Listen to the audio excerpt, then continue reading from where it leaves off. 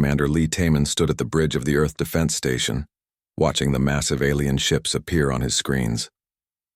12 different types of vessels hung in space above Earth like dark clouds before a storm. Each ship was bigger than anything humans had ever built. Their metal hulls gleamed under the light of the sun, and strange patterns of lights blinked across their surfaces. The communication channel crackled to life. A voice spoke in perfect English, though it sounded cold and mechanical. "People of Earth, we are the Galactic Council. We speak for 12 civilized species across this galaxy. You will listen to our words." Dr. Park Minji moved closer to the communication console. She had studied alien languages for 20 years, waiting for this moment. Her hands shook slightly as she adjusted the audio settings. "Signal is clear, Commander," she said quietly. The alien voice continued. "Your species has grown too fast. You have spread to too many worlds. You build weapons of war instead of tools of peace. You are dangerous to the stability of our galaxy." Captain Kim Hyunwoo clenched his fists. He had flown patrol missions around Earth for 5 years, always wondering when the aliens would come. Now they were here, and they sounded like teachers scolding children. "What do they want from us?" he whispered. Ambassador Choi Yoonji stepped forward. She had prepared for this conversation her entire career. "This is Ambassador Choi Yoonji, speaking for the United Earth Government. We wish to discuss your concerns peacefully." The alien voice ignored her words. "There will be no discussion. Your species will surrender all military vessels. You will accept our protection and guidance. You will become part of our galactic order under our control." The bridge fell silent. Everyone stared at the screen showing the alien fleet. Commander Lee Taman felt a strange calm settle over him. This moment had been planned for decades. Earth had known this day would come, and if we refuse? Ambassador Choi asked, though she already knew the answer. "Then you will be removed from existence. Your planets will be taken by species that can use them properly. Your people will be relocated to worlds where they cannot cause harm." The alien voice paused. "You have 72 of your hours to surrender. Use this time wisely." The communication ended. The bridge stayed quiet for several seconds. Then Captain Kim Hyunwoo laughed, a sound that seemed wrong in the tense atmosphere. "They think we're children," he said. "They think we're afraid." Dr. Park Minji looked at her analysis screen. The largest ships belong to the Valkyrian Empire. The smaller, more advanced ones are from the Nexari Collective. The others represent 10 different species, all united against us. Commander Lee Taman walked to the main viewing window. Earth hung below them, blue and beautiful and peaceful. Cities glowed like jewels across the continents. Ships moved between Earth and the Moon in steady streams. Everything looked normal, but Lee Taman knew better. "Activate Protocol 7, he said calmly. The bridge crew exchanged glances. Protocol 7 was the code they had all hoped never to hear. Dr. Park Minji's fingers flew over her console. "Sending activation codes to all hidden stations," she reported. Around the solar system, machines that had waited in silence for decades began to wake up. On asteroids that looked like simple mining operations, weapons systems powered up. Inside the Moon, railguns that could shoot projectiles at incredible speeds prepared for action. On Mars, underground factories increased their production schedules. Ambassador Choi Yoonji activated her personal communicator. "All Earth governments, this is Code Black. The aliens have arrived. They've given us 72 hours to surrender completely or face destruction." The response was immediate. From every nation on Earth, the same message came back. "Understood. All forces ready." Captain Kim Hyunwoo received orders on his personal device. He was to report to Hangar Bay 7 immediately. His experimental fighter squadron was being activated. The ship he would fly had been built in secret, using technology that aliens thought humans were too primitive to understand. Dr. Park Minji continued monitoring the alien fleet. "They're positioning themselves around our entire solar system," she said. "Standard encirclement pattern. They want to make sure nothing escapes." "Let them surround us," Commander Lee Taman said. He touched a hidden panel on his command chair. A new set of displays appeared, showing the real strength of Earth's defenses. "They think they're trapping mice. They don't realize they're cornering wolves." The alien ships maintained their positions, confident and patient. Their commanders believed they were dealing with a young, frightened species that would quickly see the wisdom of surrender. They had studied human history and seen the wars, the violence, the constant conflicts. To them, humans were clearly too dangerous to be left alone, but too primitive to be a real threat. What they didn't understand was that all those wars had taught humanity something important. They had learned how to fight against bigger, stronger enemies. They had learned how to win when victory seemed impossible. They had learned how to smile when others expected them to cry. Ambassador Choi Yoon-ji broadcast a message to the alien fleet. "We have received your ultimatum. We are considering your terms. We will respond within the time limit you have given us." The message was polite and diplomatic. It gave no hint of what was really happening across the solar system. Hidden bases were preparing for war. Secret weapons were being loaded. Soldiers who had trained their entire lives for this moment were taking their positions. On Earth, people went about their daily lives. They knew the aliens were there, but they also knew their leaders had been preparing for this day. There was no panic in the streets. There was no chaos. There was only the quiet confidence of a species that had never learned how to give up. Commander Lee Taman looked at the countdown timer on his screen. 71 hours and 37 minutes remaining. He wondered if the aliens realized they had just made the biggest mistake in galactic history. The waiting began. General Yoon Ji-won descended into the depths of the moon's hidden fortress. The elevator moved silently through rock that had been carefully hollowed out over 30 years. Most people thought the moon bases were simple research stations and mining operations. They had no idea that humanity had built its greatest military secret beneath their feet. The doors opened to reveal a vast underground complex. Thousands of workers moved between massive machines that stretched far into the darkness. The sound of construction echoed through the tunnels as final preparations began. Engineer Song Min-ho met the general at the entrance, his face serious but excited. "All railgun batteries are operational," Song Min-ho reported. "We have 48 positions around the lunar surface. Each one can fire projectiles at 30% light speed. The aliens won't see them coming until it's too late." General Yoon Ji-won nodded. "What about the Mars facilities?" "Production is at maximum capacity. We've been building warships for 20 years, storing them in underground hangars. The surface bases are just for show." Song Min-ho activated a holographic display showing the red planet. "Mars looks like a small mining colony to the aliens. They have no idea it's actually our largest military production center." Meanwhile, on a distant alien world called Velkanos, Agent Lim Soo-young sat in a cantina popular with military officers. She had lived among the Velkarians for 3 years, learning their language and customs. To them, she was just another trader from a small species seeking profit in galactic markets. They never suspected she was gathering intelligence for Earth. The Velkarian officers at the next table were discussing the human situation. "Such a young species," one said, his purple skin gleaming under the artificial lights. "They still fight wars among themselves, primitive and violent." The council was wise to act quickly, another agreed. A few more centuries and they might have become truly dangerous. Now we can guide them properly. Agent Lim Soo-young smiled and continued eating her meal. She had learned so much about Velkarian military tactics, their ship designs, their weaknesses. The proud warrior culture that made them feared across the galaxy would actually work against them. They believed in honor and direct combat. They would never expect the kind of warfare humans were preparing. Back on Earth, Dr. Han Youngman worked frantically in his laboratory.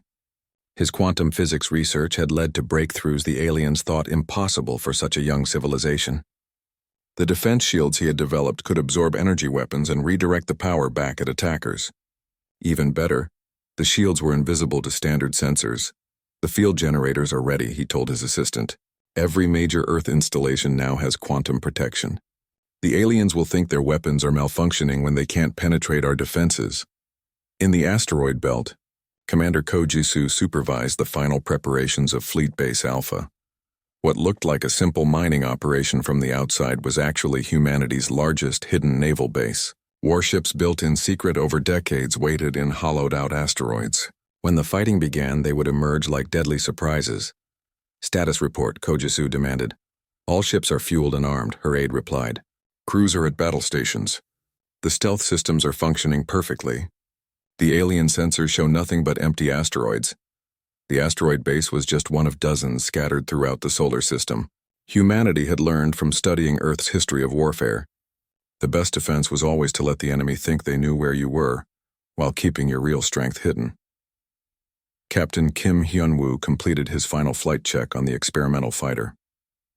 The ship was smaller than anything the aliens flew, but it was also faster and more maneuverable. Human pilots had trained for years in combat scenarios that would terrify alien crews.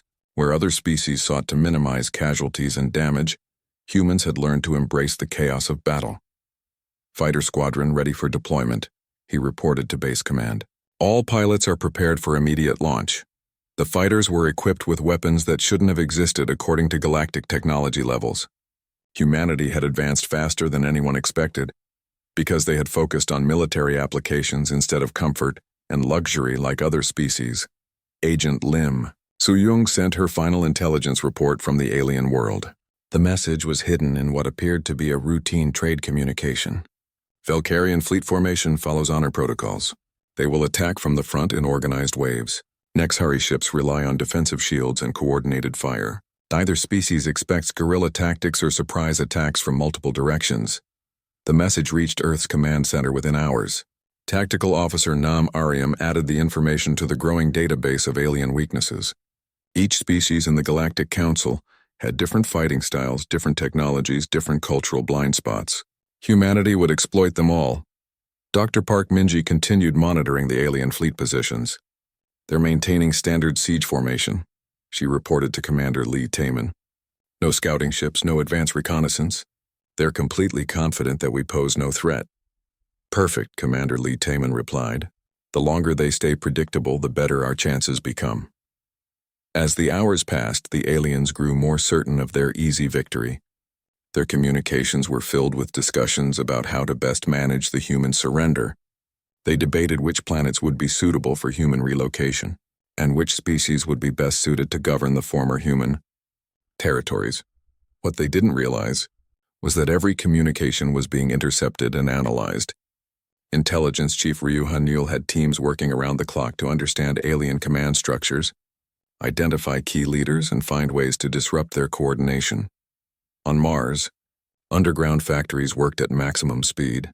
Marine Colonel Oh Shung-ho inspected the latest batch of combat suits designed for boarding alien vessels. The suits were equipped with personal shields, enhanced strength amplifiers, and weapons specifically designed to work in alien atmospheres. "The boarding teams are ready," he reported. "We've studied the layout of every ship type in their fleet. When the time comes, we'll take their vessels from the inside." The alien deadline was approaching, but humanity was ready. What the Galactic Council saw as a primitive species cornered and frightened was actually a military machine that had been building toward this moment for decades. Every human in the solar system knew their role. Every weapon was in position. Every secret base was prepared for action. The aliens had given them 72 hours to surrender, but humanity had already spent thousands of hours preparing for war. As the final countdown began, Commander Lee Taman allowed himself a small smile. The aliens had made one critical mistake. They had assumed that because humans fought wars among themselves, they didn't know how to fight wars against others. They were about to learn the difference. The 72 hours ended with silence from Earth. The alien commanders had expected a surrender message, perhaps some begging for mercy. Instead, they received nothing. Ambassador Choi Yoonji had sent one final diplomatic note. "The people of Earth have considered your offer. We respectfully decline." Admiral Veltar of the Valkyrian Empire felt his pride wounded by the simple refusal. These humans dared to reject the generous offer of galactic civilization? He activated his fleet communications. "All ships prepare for battle. We will demonstrate the price of defying the Council." The alien fleet moved into attack formation. Massive warships aligned themselves to target Earth's major cities. The plan was simple and overwhelming. Destroy the military installations first, then force surrender by threatening civilian populations. It was a strategy that had worked on dozens of worlds across the galaxy. Captain Kim Hyunwoo sat in his fighter cockpit, watching the alien ships on his display. "Control, this is Hawk Leader. Enemy fleet is moving into attack position. Request permission to engage." "Negative, Hawk Leader," came the reply from Admiral Kojisu. "Wait for first strike. Let them commit to their attack pattern." The aliens fired their opening salvo. Hundreds of energy beams lanced down toward Earth's surface, targeting what their sensors identified as military bases and weapon installations. The beams struck defense shields that shouldn't have existed, creating brilliant flashes of light as Dr. Han Youngman's quantum barriers absorbed the energy. "Impossible," muttered Commander Zixhal of the Nexari Collective. Their technology readings showed no advanced shield systems. The absorbed energy didn't disappear. Instead, it was redirected back at the alien ships through hidden emitters scattered across Earth's surface. The aliens' own weapons struck their vessels, causing confusion and minor damage. "Now," Admiral Kojisu commanded. The asteroid belt erupted with activity. What had appeared to be empty space suddenly filled with human warships emerging from hidden bases. The stealth systems deactivated as dozens of vessels appeared on alien sensors like ghosts becoming real. Captain Kim Hyunwoo led his fighter squadron out of a concealed hangar on the moon's dark side. The experimental fighters moved faster than anything the aliens had expected. They accelerated toward the enemy fleet with a speed and aggressiveness that shocked alien pilots. Pilot Shin Dong-hyuk was right behind Kim Hyunwoo, his fighter armed with weapons that used alien technology improved by human engineering. "Target acquired," he called out. Engaging Valkyrian destroyer. The human fighters attacked in ways that violated every rule of civilized space combat. Instead of flying in formation and exchanging fire at safe distances, they dove directly at alien ships, firing at close range and using their superior maneuverability to avoid return fire. Tactical Officer Nam Ariam coordinated the battle from Earth's command center. "Enemy formation is breaking apart," she reported. They're not prepared for close-range fighter attacks. The Valkyrian pilots tried to respond with their traditional honor-based combat, challenging the humans to single-ship duels. But the human fighters worked as a team, supporting each other and attacking from multiple directions at once. What the aliens saw as dishonorable, humans called effective. Admiral Kojisu led the main fleet assault from the asteroid base. Her ships moved in unpredictable patterns, striking at different points of the alien formation and then disappearing back into the asteroid field. The aliens couldn't target what they couldn't predict. Human vessels are not following standard battle protocols. Admiral Veltar complained to his staff. They attack without warning, retreat without shame, and ignore challenges to honorable combat. Marine Colonel Oh Sung-ho launched his boarding assault teams. Small, fast ships carried human Marines directly toward alien vessels. The aliens expected long-range bombardment, not close-quarters boarding actions. When human soldiers appeared inside their ships, many alien crews panicked. The Marines had trained for years in simulated alien environments. They knew the layout of every ship type, the location of critical systems, and the best ways to disable alien vessels from the inside. Within minutes, several alien ships found their own weapons turning against their fleet. Dr. Park Minji analyzed the battle data from her position on Earth's command station. The Nexari ships are trying to coordinate their defensive fire, but our fighters are too fast for their targeting systems. The Valkyrian vessels are struggling because their honor code prevents them from retreating, even when tactically necessary. The lunar railguns finally opened fire. Projectiles moving at 30% light speed struck alien ships before their sensors could even detect the incoming fire. The aliens had never faced kinetic weapons that fast. Their energy shields, designed to stop laser and plasma attacks, were useless against solid projectiles moving at relativistic speeds. Engineer Song Minho monitored the railgun performance from the moon base. "Direct hits on 3 Nexari cruisers," he reported. "Their hulls can't handle the kinetic impact. They're breaking apart." Captain Bei Woo-jin led a deep strike mission with the fastest human ships. While the main alien fleet was focused on Earth, his squadron attacked their supply vessels and command ships positioned at the edge of the solar system. The aliens had placed these ships far from the battle, thinking they would be safe. "Supply convoy destroyed," Bei Woo-jin reported. "Enemy command ship is taking heavy damage. They're trying to retreat, but we're faster."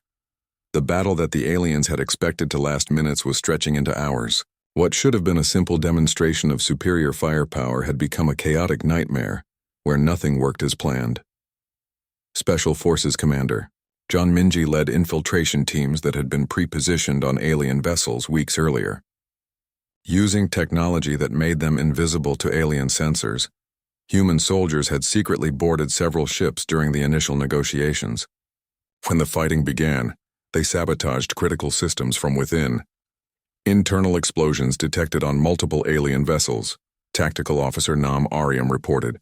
"They can't understand how we're attacking them from inside their own ships. The Galactic Council commanders tried to regroup their forces, but human tactics kept them off balance.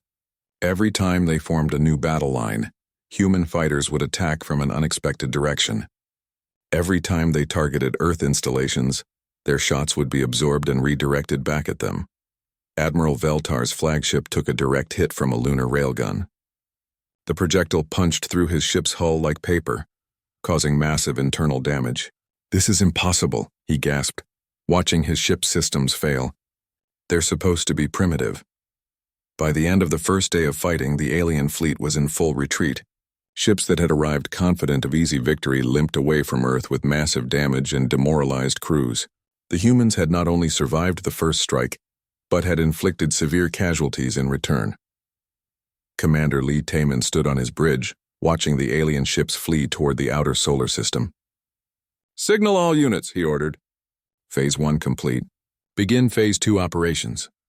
The aliens had started a war expecting to face frightened primitives. Instead, they had encountered something far more dangerous. Humans who had been waiting for this fight their entire lives. The alien retreat from Earth's solar system was supposed to be temporary. The Galactic Council commanders regrouped at their nearest base, a massive space station called Nexus Prime, built around a dead star. They had never experienced such a shocking defeat and needed time to understand what had gone wrong. Admiral Veltar paced the command deck of his damaged flagship, his purple skin darker with anger and confusion. How did they hide so many ships? How did they build weapons our sensors couldn't detect? Commander Zixhal of the Nexari examined the battle recordings. Their technology should not be possible. These humans have advanced faster than any species in galactic history. Our intelligence was completely wrong. What the aliens didn't know was that human ships were already following them.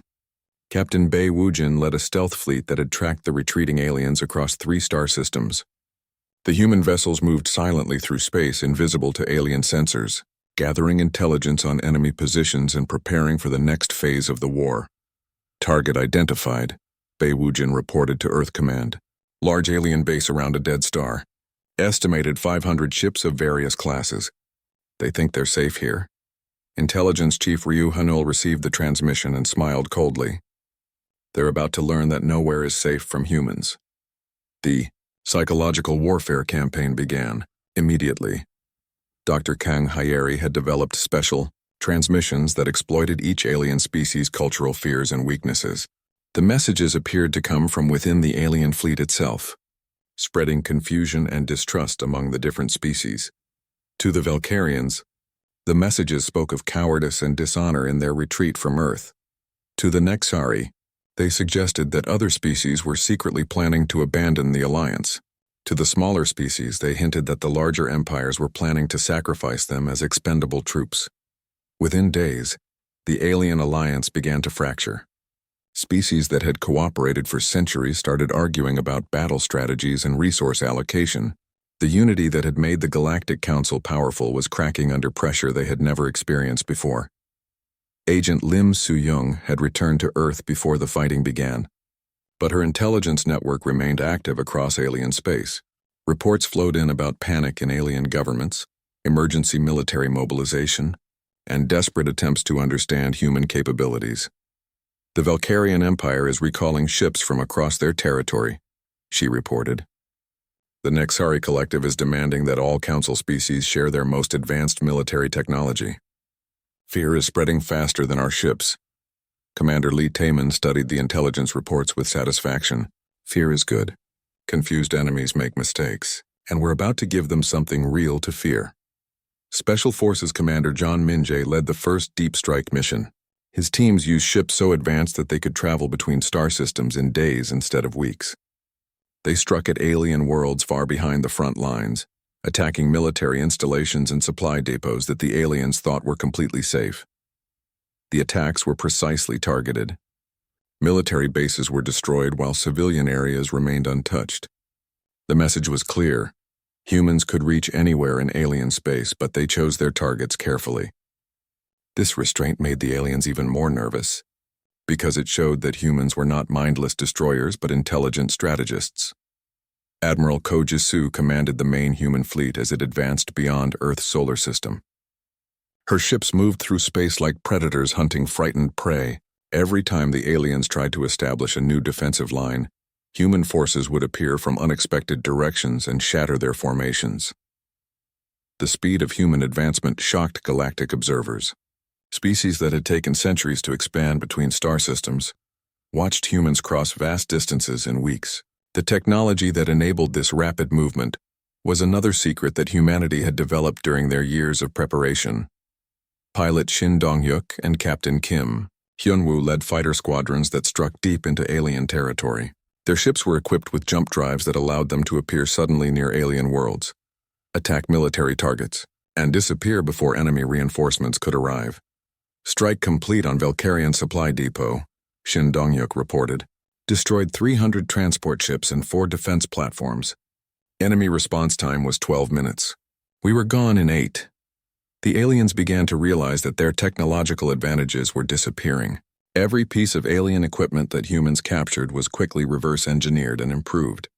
Within months, human ships were using better versions of alien technology than the aliens themselves possessed. Dr. Kang Hyeri's research teams worked around the clock to understand and enhance captured alien devices. Their engineering is advanced but conservative, she explained to her staff. They build for safety and longevity.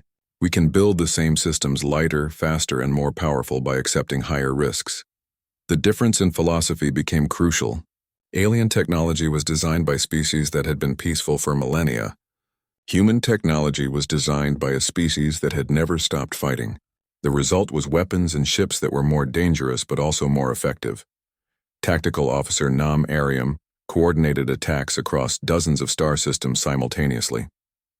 Human forces are engaged on 17 fronts, she reported. Enemy forces are spread too thin to provide effective defense anywhere. The aliens tried to counter human strategies by adapting their own tactics, but they were fighting against fundamental advantages.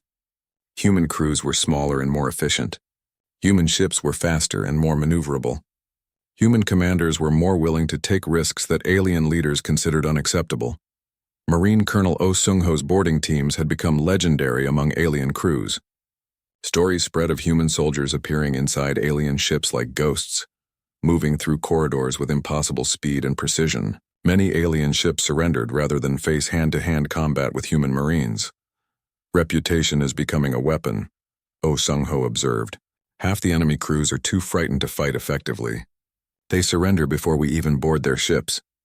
Captain Bae Woo-jin's deep strike missions reached the heart of alien space. His ships attacked the major industrial worlds that supplied the alien fleets, causing massive disruption to their war effort. The aliens had never faced an enemy that could strike so far from the front lines. Nexhari Central Shipyards destroyed, Bae Woo-jin reported. That's their largest construction facility. It will take them years to rebuild the capacity to produce new warships. The psychological impact of these deep strikes was even greater than the military damage. Alien civilians who had lived in peace for thousands of years suddenly faced the reality that war could reach their home worlds. Panic spread through alien space as populations demanded protection that their governments couldn't provide. Intelligence Chief Ryu Hanyul monitored the growing chaos in alien territories. Their governments are losing control, she reported. Riots on 12 worlds. 3 species have withdrawn from the Council. The Valkyrian Empire is facing internal rebellion. What had begun as a simple police action to control a dangerous young species had become a total war that threatened to destroy galactic civilization. The aliens had awakened something they couldn't control, and now it was hunting them across the stars. Commander Lee Taemin received reports from across the galaxy showing human forces advancing on all fronts. The war was no longer about Earth's survival. It had become about the future of galactic civilization itself. Signal all fleet commanders, he ordered. Begin final phase operations. It's time to end this war. The war ended not with a final battle, but with a series of surrenders that swept across the galaxy like a wave. One by one, the alien governments that had formed the Galactic Council sent messages to Earth requesting terms for peace. The mighty empires that had once threatened to destroy humanity now begged for mercy from the species they had underestimated. President Lee Chae-young stood in the newly constructed Galactic Administration Center on Earth, reading the surrender documents from dozens of alien species. Each message was different, but they all said the same thing. They had made a terrible mistake and hoped that humanity would be more merciful than they had planned to be. The Valkyrian Empire offers complete surrender of all military forces. She read aloud to her council. The Nexari Collective requests immediate ceasefire and full cooperation with human authority. The Zentoran Federation asks for protection under human law. Admiral Park Jin-woo, now Supreme Commander of the Galactic Defense Force, reviewed the military situation. Human fleets controlled every major trade route and military installation across known space. The speed and efficiency of the human victory had shocked everyone, including many humans themselves. Total alien military capacity is now less than 5% of pre-war levels, he reported. Most of their ships have been captured or destroyed. The remaining vessels are requesting permission to return to their homeworlds under human escort. The transformation had been incredibly fast. In less than 2 years, humanity had gone from being threatened with extinction to controlling the largest galactic empire in known history. But President Lee Chae-young and her advisors knew that conquest was only the beginning. The real challenge would be building something better than what had existed before. Ambassador Seo Do-hyun led the negotiations with surrendering alien governments. His task was to create a new galactic order that could maintain peace while allowing each species to maintain their dignity and culture. It was a delicate balance that required understanding both human goals and alien psychology. The key is to show them that human rule will be better than what they had before, he explained to his negotiation teams. They need to see that we're not conquerors seeking revenge, but leaders building a better future for everyone. The aliens had expected brutal treatment from their human conquerors. Their own history was filled with examples of victorious species enslaving or destroying the defeated. Instead, they found humans who were surprisingly interested in cooperation and mutual benefit. Director Moon Yejin headed the Galactic Integration Protocol, the massive effort to incorporate alien worlds and populations into the new Terran Galactic Commonwealth. Her teams worked across hundreds of worlds, establishing new governments that combined human efficiency with alien cultural traditions. Integration is proceeding ahead of schedule, she reported. Former enemy worlds are requesting full membership in the Commonwealth. They're seeing the benefits of human technology and organization. The benefits were indeed impressive. Human medical technology extended alien lifespans. Human engineering improved alien infrastructure. Human agricultural techniques increased food production on worlds that had struggled with shortages for centuries. The peace and prosperity that alien governments had promised for millennia was being delivered by their former enemies within years. Captain Kim Hyun-woo, now an admiral in the Galactic Defense Force, commanded fleets that included ships and crews from dozens of different species. The integration of alien personnel into human military forces had been surprisingly successful. Mixed crews are actually more effective than single-species crews, he observed. Human adaptability combined with alien specialized knowledge creates capabilities that neither could achieve alone. The former enemies were becoming valuable allies. Valkyrian warriors provided ground forces with unmatched courage and discipline. Nexari technicians contributed advanced engineering knowledge. Smaller species offered unique perspectives and specialized skills that enhanced human capabilities.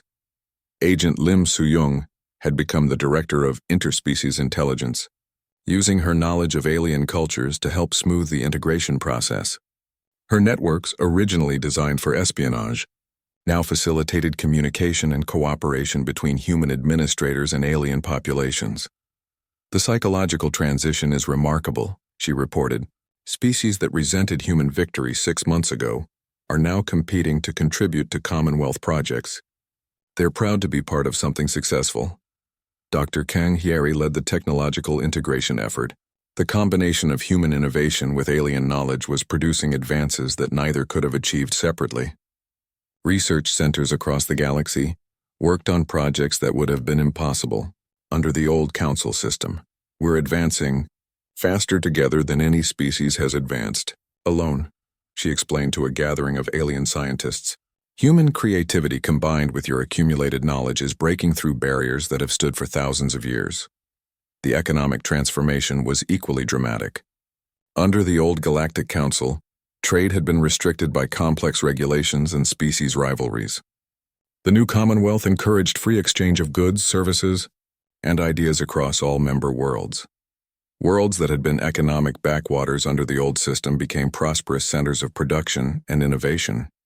Species that had been marginalized by the major empires found themselves valued partners in human enterprises. The galaxy was becoming more unified and prosperous than ever before. Commander Lee Taman, now Grand Admiral of the Commonwealth Navy, oversaw the expansion toward the galactic rim. Reports from scout ships indicated the presence of other intelligent species beyond the former Council territory. But unlike the old Council's approach of immediate conquest or control, the Commonwealth sent diplomatic missions backed by military strength.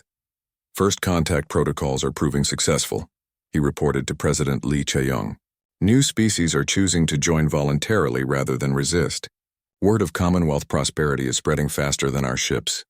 The transformation was so complete that many aliens struggled to remember why they had ever opposed human leadership. The chaos and inefficiency of the old Council system seemed like a nightmare compared to the ordered progress of the Commonwealth. Former Admiral Veltar, now serving as a liaison officer in the Commonwealth Navy, reflected on the change during a staff meeting. We thought humans were dangerous because they were violent and unpredictable. We never realized that their violence was directed and their unpredictability was actually adaptability. The greatest success of the new order was that it felt natural rather than imposed. Human administrators worked with alien leaders to solve problems rather than simply issuing orders. The result was a system that combined the best aspects of human innovation with alien wisdom and experience. President Lee Chae-young addressed the first session of the Galactic Commonwealth Assembly, where representatives from over 200 worlds gathered to discuss the future. Her speech was broadcast across the galaxy, reaching billions of beings who had lived through the transformation from war to peace. We did not seek this war, she said, but having won it, we choose to build something better than what existed before. The Commonwealth is not human dominion over aliens, but the alliance of all intelligent species working toward common goals. The applause that followed came from beings who had once planned humanity's destruction, but now saw humans as the leaders they had always needed. The galaxy had tried to clip humanity's wings before they could spread, but instead had taught humans how to soar, and in learning to soar, humanity had lifted the entire galaxy with them. As the session ended and representatives returned to their worlds, the future seemed brighter than it had ever been. The war that was meant to contain human potential had instead unleashed it upon the stars, creating a golden age that would last for millennia to come.